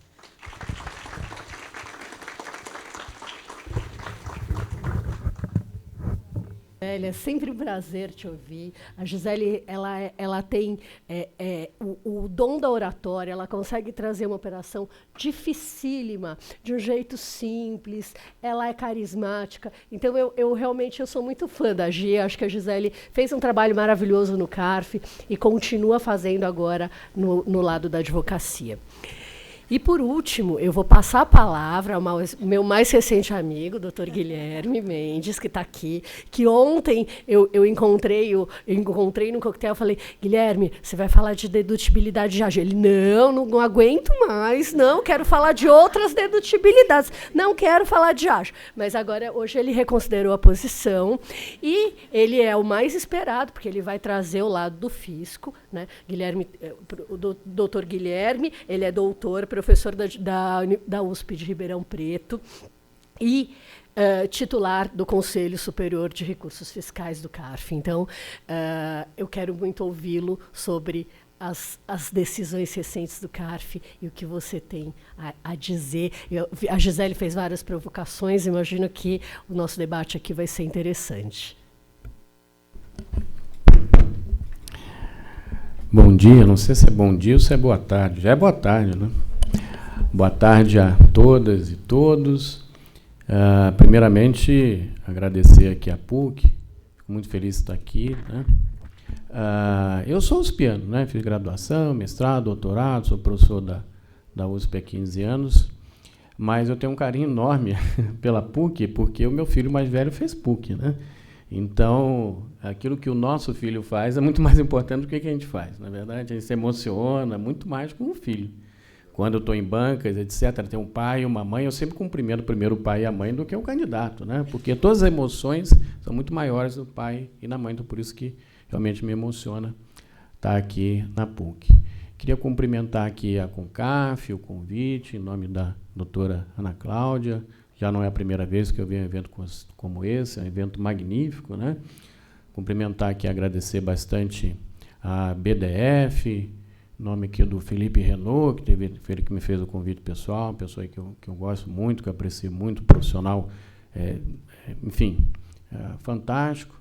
Cumprimentar aqui a minha mais nova grande amiga, doutora Alessandra, em nome de quem eu cumprimento toda a mesa, palestras assim fantásticas e sintéticas e muito bem construídas. Eu gosto muito, né, não só você ter o conhecimento, mas a forma como transmite o conhecimento, a forma como foi feito aqui por todos.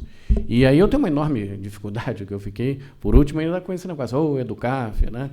Enfim, quem mais está faltando agradecer? Queria cumprimentar, né, a doutora Maria Carolina, em nome de quem eu cumprimento, minha recente também, não está mais recente, né, mas conselheira lá na Câmara Superior com a gente, e uma contribuição assim fantástica, impressionante como a gente tem aprendido com a Maria Carolina, em nome de quem eu cumprimento todos os conselheiros e conselheiras, ex-conselheiros, ex-conselheiras, e finalmente, está apontando, mas eu deixei por último, né? Né? A doutora Adriana, né? Estava apontando para você, Adriana, aí atrás, mas claro, né?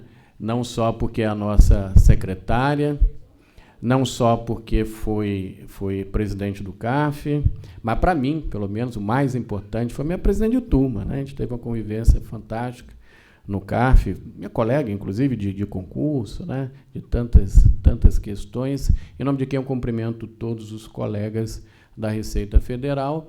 E, finalmente, e não menos importante, né? Os advogados, todos os profissionais, mas, fundamentalmente, os estudantes. Eu gosto muito da atividade que eu faço, estou há 30 anos na Casa, na Receita Federal, participei por todo o contencioso fiscal, todo, absolutamente todo. Fui autoridade lançadora, autoridade preparadora, jogador de primeiro grau, jogador de segundo grau e jogador agora em instância superior. Gosto muito da minha atividade, muito, muito mesmo. Mas, sinceramente, doutor Adriano, eu tenho que dizer, o que eu mais gosto mesmo é de ser professor. E, portanto, eu queria cumprimentar aqueles que são alunos aqui em todas as instâncias. E a Alessandra revelou, eu ia falar isso, viu, Alessandra? Que o Felipe chegou para mim, ligou e falou, Guilherme, vai lá e tal, no nosso evento em São Paulo, depois a gente vai ter lá em Ribeirão, inclusive dia 27, agora eu estou fazendo divulgação para vocês, né? E vou te colocar na mesa do ágil. Eu falei, não, Felipe, ágil não aguento mais ágil, né? Porque eu julgo ágil, assim, todo mês, e um monte, outro dia, sem mentira nenhuma, tinha 16 processos meus em pauta. Eu como relator, fora votando, e 14 eram de ágil. Não aguento mais o ágil. E não só, eu fui autoridade lançadora, eu fiscalizei ágil, né? Eu fui da DEMAC, e não só da DEMAC, né? Delegacia, antiga delegacia, está voltando agora, muda tanto a estrutura da Receita que eu confesso que atualmente eu não sei se é DEMAC, DEOP, mas enfim. Fui da DEMAC, aliás, eu participei da criação da DEMAC, dando aula para os colegas, etc. E não só da DEMAC, da equipe de combate ao planejamento tributário abusivo, e o que mais a gente lançava era o danado, e continua lançando, mas eu na época, né, o danado do ágil, as empresas veículos, colocaram aqui a empresa veículo, que eu chamo de empresa veículo compartilhada, né, que é quando quem constitui a empresa é o alienante, não é o adquirente. Eu fiscalizei, eu autuei efetivamente essa operação. Eu falei, não aguento mais ágil, não.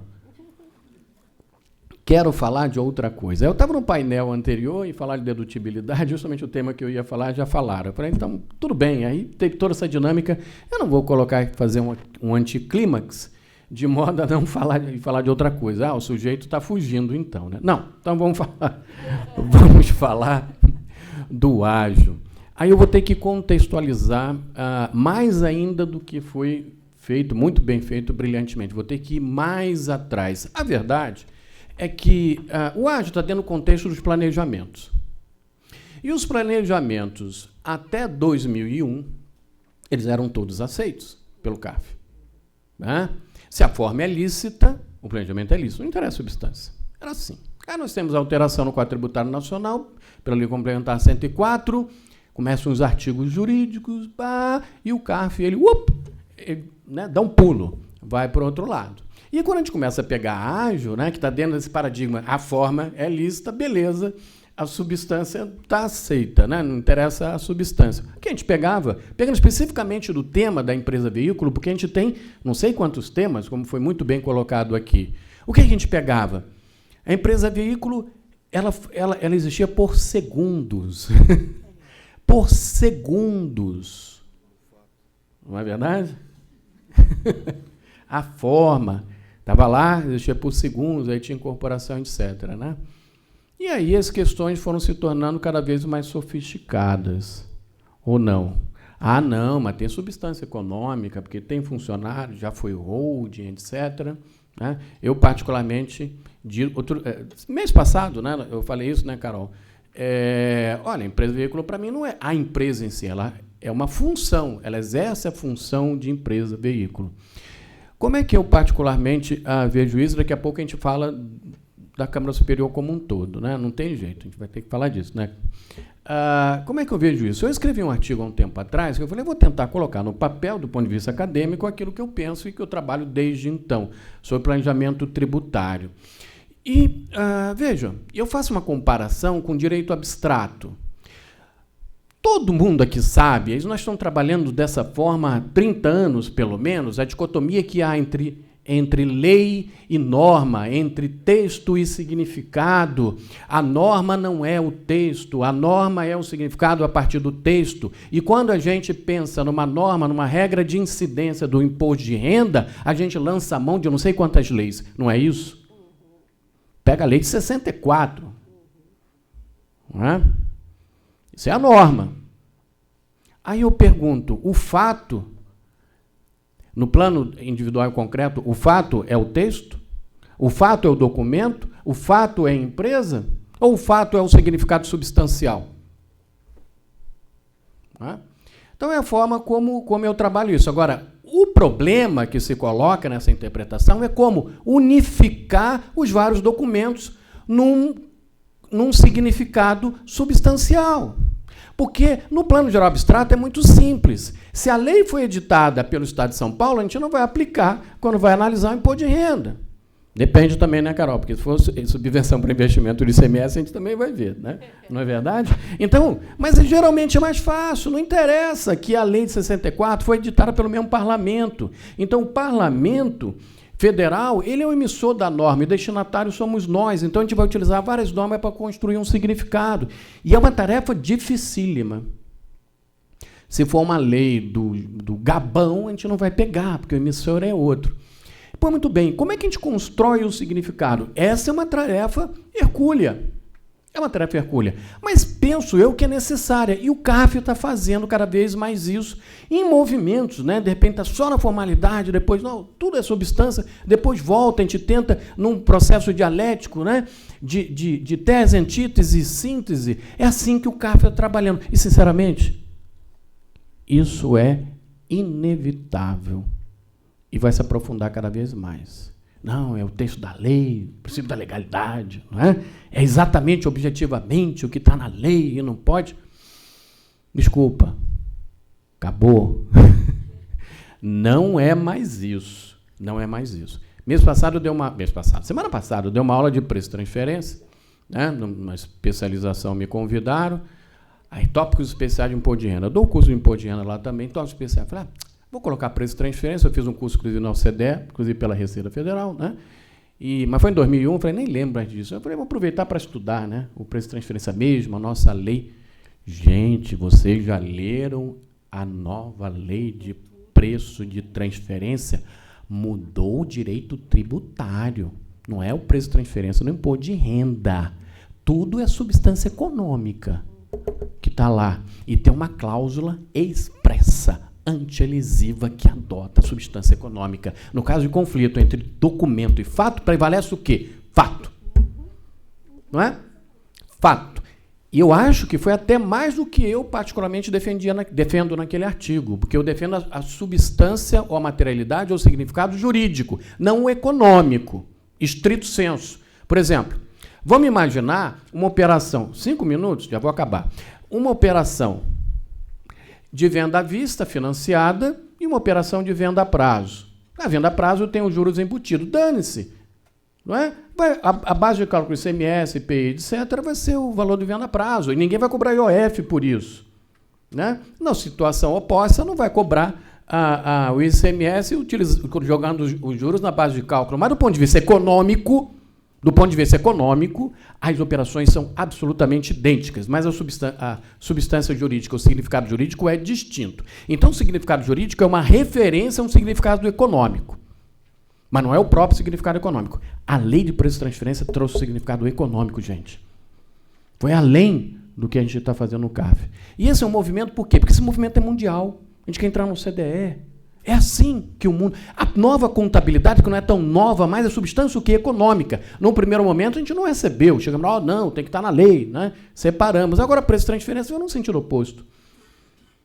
Então, olha, isso é, no meu sentir, inescapável. A substância, ela vai prevalecer sobre a forma, como está na lei de preço de transferência. E, portanto, agora vamos falar da Câmara Superior, e utilizando particularmente a empresa veículo. Né? A empresa veículo, como eu falei, é uma, penso eu, que é uma função, e assim a gente costuma.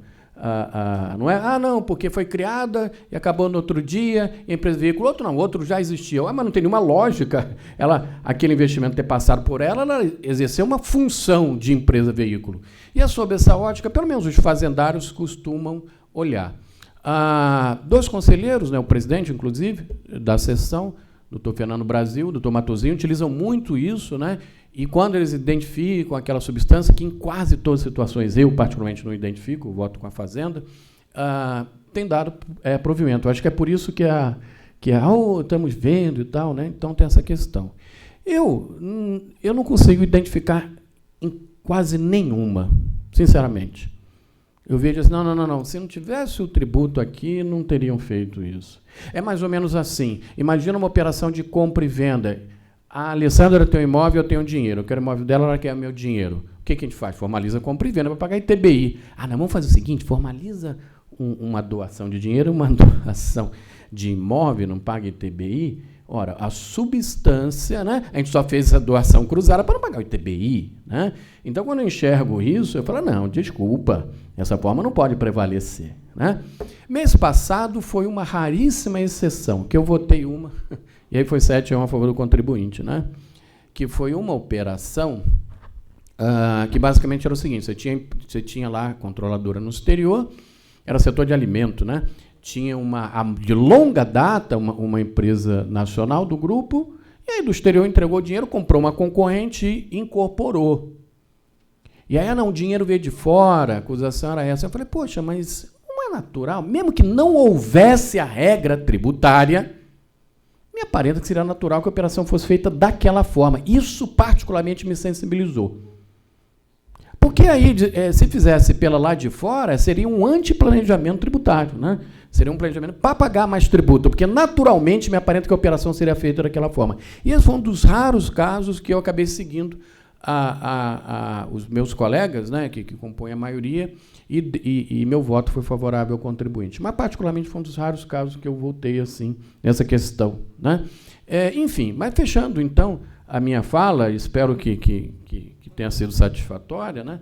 O que eu quero dizer é o seguinte, gente, desculpa, essa questão vai permear cada vez mais, né, com cada vez mais sofisticação o nosso contencioso. Era isso. Muito obrigado.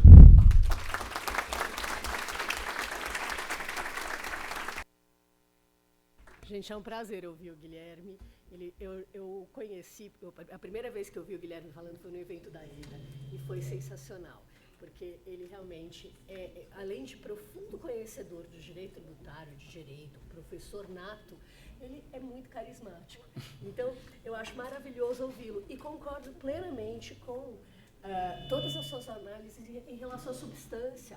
Eu acho que é importante a gente lembrar também que a questão da prevalência da substância sobre a forma, ela está inclusive no projeto de lei 68 da reforma tributária. Tem ali um artigo que coloca precisamente que prevalece a substância econômica sobre a forma. Então, eu acho que a gente tem agora um retorno, né?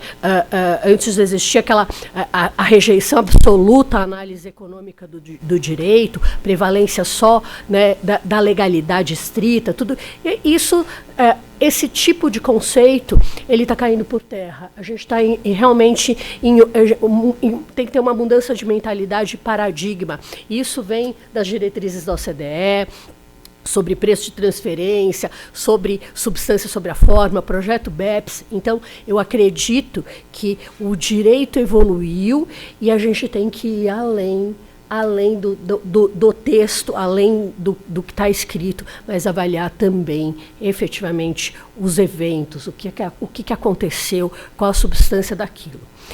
E, dito isso, eu queria até ouvir um pouquinho aí o Guilherme sobre a questão da multa qualificada nos planejamentos que envolvem ágio. Acho que essa questão é uma questão que a Gisele também trabalha bastante. Também gostaria de ouvir a opinião de vocês dois.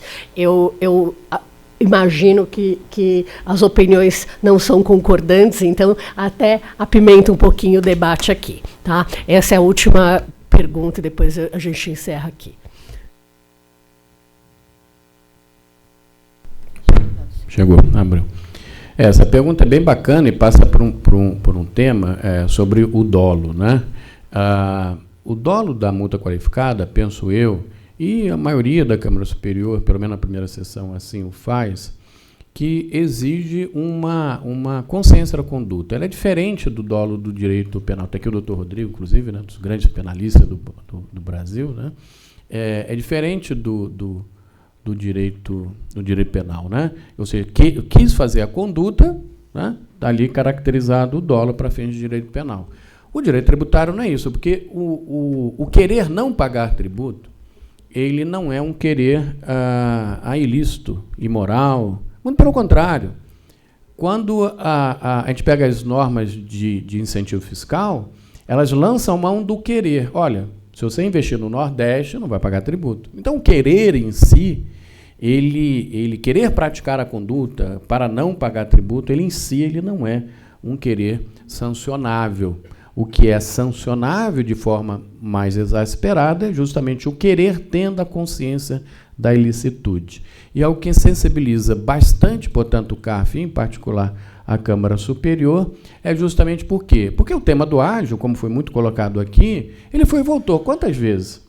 Todos os temas, tem voto a favor e contra o contribuinte. Aí exigir que o contribuinte, do ponto de vista da multa, tá? Do ponto de vista da multa qualificada, tem um comportamento, não, eu vou, diante de uma posição do CARF, muitas vezes naquele momento que ele está praticando, que está dando provimento favorável, e ainda aplicar uma multa qualificada, mesmo no caso do ágio interno, temos decisões favoráveis, não foi só quando teve o voto de empate favorável ao contribuinte, mesmo antes você tem posições favoráveis aos contribuintes. Então, essas situações que há uma discussão interpretativa, e muitas vezes com jurisprudência do CARF favorável ao contribuinte, ainda que minoritária, isso costuma sensibilizar e costuma, portanto, afastar a multa qualificada. Então, eu não mapeei, né, como foi muito bem feito. Aliás, deixa eu comentar, que eu não comentei a questão matemática, rapidamente aqui, da apresentação do meu querido amigo Maurício.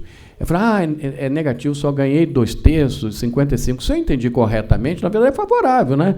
Porque é uma correlacionada com a outra. É que nem você tem um pote que tem 4 bolas, 2 pretas e 2 brancas. Qual é a probabilidade de você tirar uma preta? 50%. Qual é a probabilidade de tirar uma branca? 50%. Mas se você tira uma, isso é o preto, a próxima mais próxima é branca, não é verdade? Então, ou seja, são eventos correlacionados. Então, se perdeu 2/3 no CARF e no judiciário ganha 50%, então no total só perde 1/3, né? Pelo que eu olhei ali, não é verdade? Então ganha 2/3, né? São correlacionados. Só fazer um comentário breve, meu microfone acho que está desligado. Aperta aqui do lado, Maurício. Está ligado aqui, mas agora sim. Só fazer um comentário breve aqui. O mapeamento foi justamente com esse intuito, né, de poder ter um mapa mental de qual a chance de êxito. E, voltando à fala do Rodrigo, claro que o caso depende, porque a gente depende de prova, depende de como foi feito, e tem estruturas muito bem feitas e estruturas que merecem realmente estar nesse corte do favorável. Quando a gente coloca aquilo ali, se vocês notaram, tem 3 caixinhas. Você tem um favorável, desfavorável e tem um parcialmente favorável. Então, não é um corte vermelho e preto tão claro assim. E aí, pareceu um pouco a fala do ex-treinador do São Paulo, Carpini, que quanto mais você perde, você está mais próximo da vitória, né? Não é bem assim. A ideia que a gente tentou olhar é justamente, se um cliente nos perguntar hoje qual a perspectiva de êxito no CARF, eu tenho um dado. Para reduzir esse risco, o que eu preciso fazer? Aí eu vou para o recorte que o Rodrigo fez. Olha, você tem que ter todos os passos, todos os critérios corretos, você tem que estar dentro da lei, você tem que ter propósito negocial, sua empresa veículo ou a empresa investidora tem que ter o investimento, ela tem propósito negocial? Tem. Funciona, você tem explicação para criar a empresa e para incorporar? Que para mim são 2 perguntas, bem honestamente com vocês. Se tem uma razão de existir da holding e se tem uma razão de incorporação. Só essas 2 perguntas maiores. Se você não consegue responder essas 2 perguntas, você não precisa fazer o planejamento. Você não pode, você vai perder, francamente. Mas, voltando ao comentário, aí eu encerro minha fala, o recorte aqui foi feito, na verdade, com não só binário, né? Ele tem um terceiro, que é o parcialmente favorável. E aí entra nas teses. Depende do tipo de argumento que você usa e depende, obviamente, dos fatos e tudo mais. Obrigado pelo comentário.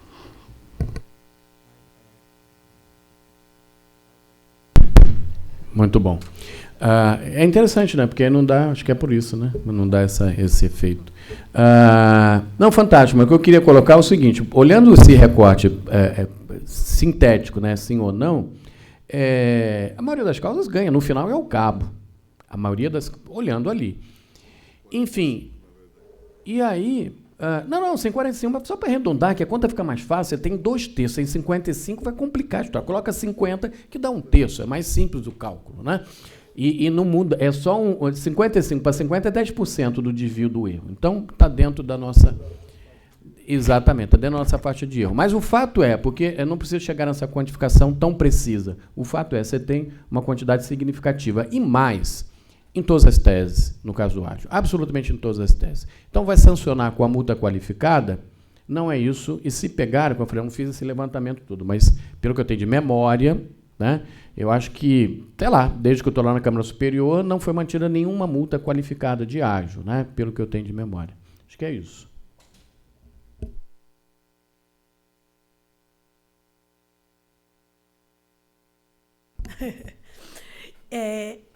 Não só a Câmara Superior mudou esse entendimento, como ele uniformizou. Então, foi um ponto que eu trouxe, eu concordo com o doutor Guilherme.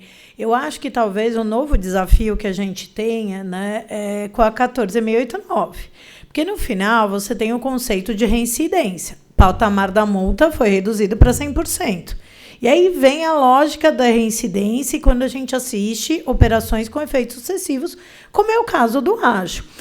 E aí, doutor Guilherme, talvez o impasse vai ser da fiscalização, porque vai ser muito complicado, com auto de infração já constituído, afastada a qualificadora, dentro de uma mesma operação de diferentes anos calendários, a gente imaginar a lógica da reincidência. Então, esse é um ponto que me preocupa no futuro. Talvez não chegue nesse momento no âmbito do CARF e da Câmara Superior, porque serão novos autos a serem lavados, porque se chegar... Realmente seria uma aberração prática, técnica, processual e material. Mas, partindo do pressuposto que essa lógica não aconteceria, essa normalidade, a gente estaria imaginando a autoridade fiscal lavrando auto de infração com potencial reincidência para eventual ágio envolvendo vários anos calendários, o que eu também considero inadequado. A gente teria que tentar pensar numa lógica de reincidência quando a gente tem outras características de planejamento abusivo, tá? Mas esse é uma pimentinha que eu deixo para vocês, por isso que a Alessandra colocou aqui. Seguramente vamos assistir, tá? E sempre, e aí é um ponto interessante que o doutor Guilherme falou, sobre a perspectiva da lógica do planejamento tributário. Recolhimento a menor, declaração inexata, eu sempre repito isso. Inciso 1º do artigo 44, patamar da multa de ofício regular de 75%. Você pode discutir potencial ilícito, potencial simulação, mas se você tem um dispositivo legal que te permite, seja da ágio interno, a dedutibilidade dessas despesas, e a lei permitiria, como falar em abuso, artificialismo, simulação, esses 1000 conceitos, né? Sérgio André sempre fala, cada um tem uma simulação para chamar de sua. Então, é essa lógica que eu acho que a gente tem que tomar cuidado, tá? Obrigada. Seriam esses comentários, provocações. Feliz de estar aqui, agradeço de novo a presença de todos que estão aqui e principalmente dos nossos palestrantes, Maurício, Guilherme, o Antenori, a Gisele e o Rodrigo. Tá? Muito obrigada, agora eu deixo todo mundo para almoçar.